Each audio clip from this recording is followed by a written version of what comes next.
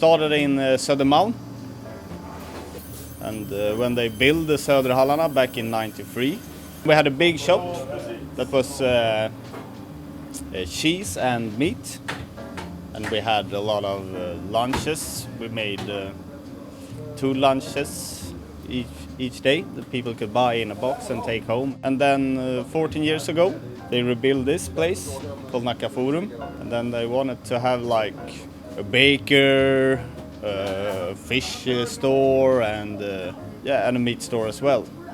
Yeah, build this from scratch. My father, who is the butcher master here, he designed it himself. So all the coolers, all the disc where we have the meat is just optimized for handling and curing meat and butchering it. So we've been here for 14 years now, and this is the only place that we kept. We had 3 stores at one time, and it got a little too busy, too much staff, and hard to do it with lunches every day and transport between the stores. So now we can focus on just the craft of butchering and making sausages, basically. I've been doing this my whole life. I think I started when I was 12. Then I started with just cleaning windows, taking away the trashes on the weekends, and I started working every semester in the kitchen, doing the dishes, and then you got to start to cut onions and make meatballs and stuff like that, all the shitty work you had to do in the beginning. We have a lot of customers that comes from like Södermalm, when we had a store there, and people still come from Södermalm in 10 years to buy, especially around Christmas. There are many customers, I only see them once per year, but I remember them still. Because, yeah, I've known them since I was 12, so that's a long time. Jag är lite filmstjärna idag. Jag ser det. Ja. Joachim over där. Yep, Lars Sandström. So he's been a butcher for 40 years now. 45? 45 years. It changes every year. Yeah, it's nice to work with family. Both my sisters has worked here as well, different times. I always liked cooking, so I thought it was really fun. And then we started making sausages, like fresh made sausages. I mean, sausage has been around forever in Sweden, as all around the world. But fresh sausages wasn't so usual in the 90s and early millennium. So we were one of the first places, but we were the first like commercial sold fresh sausages.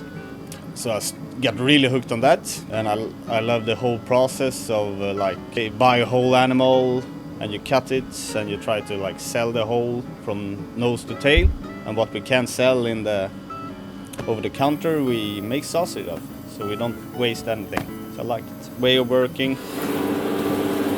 So this is the lamb sausage, also with a bit of beef in it. So it's a classic North African sausage named merguez. Then the main spice is like a curry paste called harissa. It contains red peppers and coriander seeds. We have fennel in it. We have Dijon mustard and a lot of extra sweet pepper. So this is sheep's casing. Most sausage we make, we use pork casings. This sheep casing make them thinner.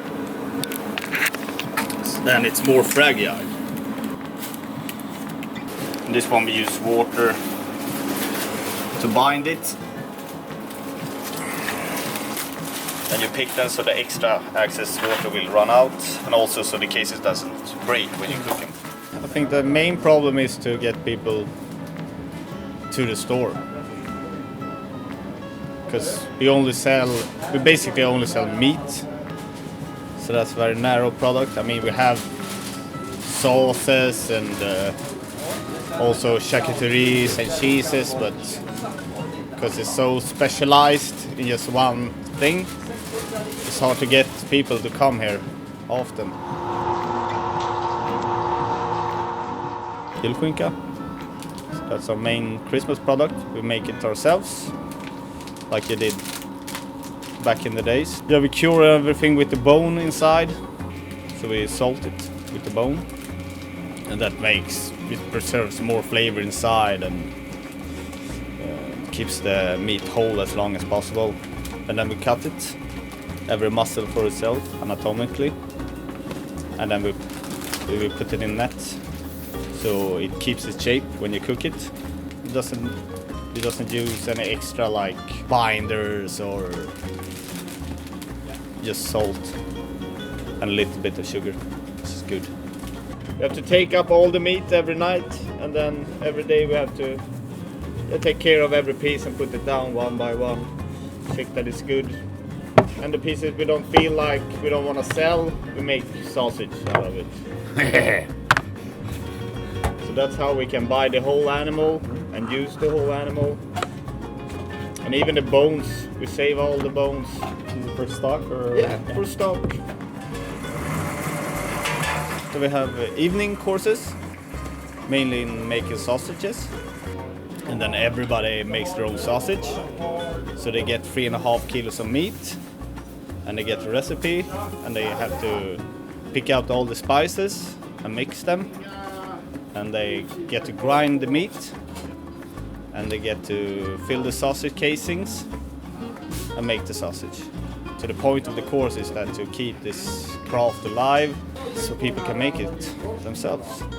And we also have a butchering course that my father attends, and then you get to learn basically easy anatomic cutting, how you cut out. It's mainly hunters that do that course, but we also have like families with kids that wanna like consume better types of meat, and then he makes the course that fits more to consumer than a hunter. I think it was Jamie Oliver said that the best relationship you have should be to your butcher.